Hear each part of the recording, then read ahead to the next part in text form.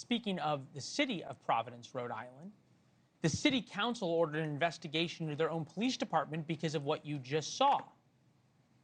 Because the police allegedly cooperated with federal law enforcement to arrest an MS-13 gang member. This is what the mayor had to say about his officers' behavior.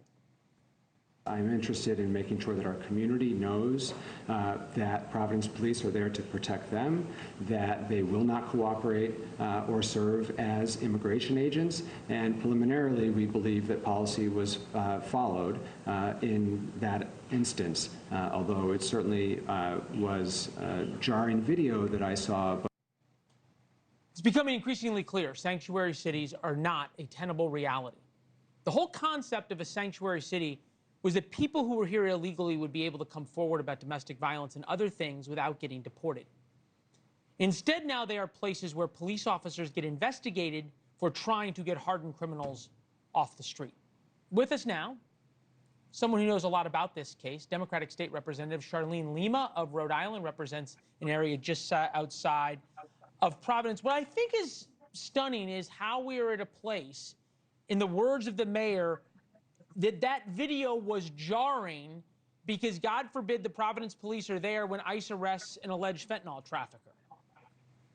You know, what we should be doing is commending Mr. Holman and ICE for protecting our streets from these vile criminals, these child predators, fentanyl traffickers. These are bad people.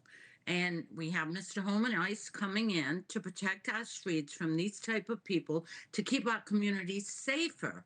And instead of investigating law enforcement, what we should be doing... Forgive me for being slack-jawed hearing someone say that, because I think it's obvious that, 80% of Americans want criminal illegal aliens deported, but we don't really hear Democrats speaking like that.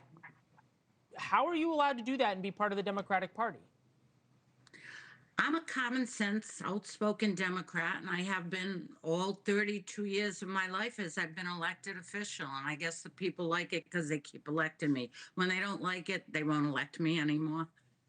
Fair enough. Help us understand, though, is Providence like a communist commune? I don't understand what the mayor wants his police department to do.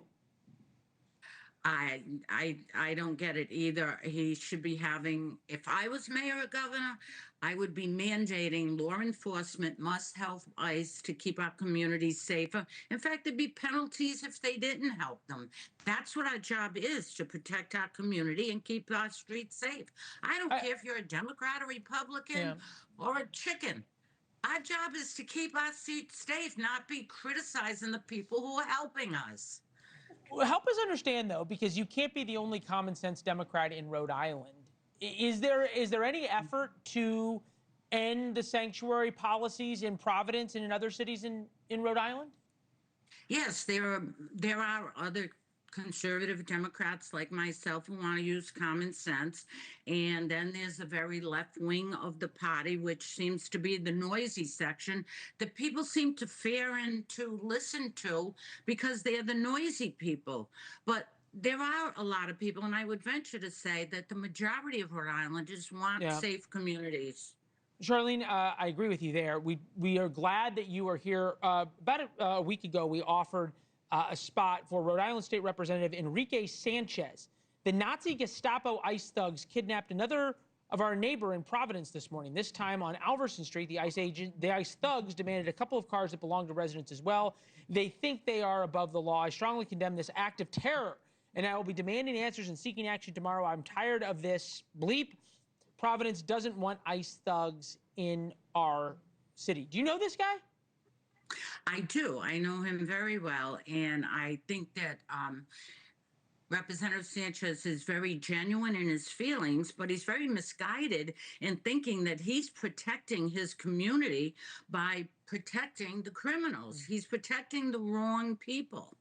Yeah, well, that's oftentimes where the road to good intentions leads. Thank you for watching. Subscribe below and download our NewsNation app right now on your phone, and you will get fact-based, unbiased news for all Americans.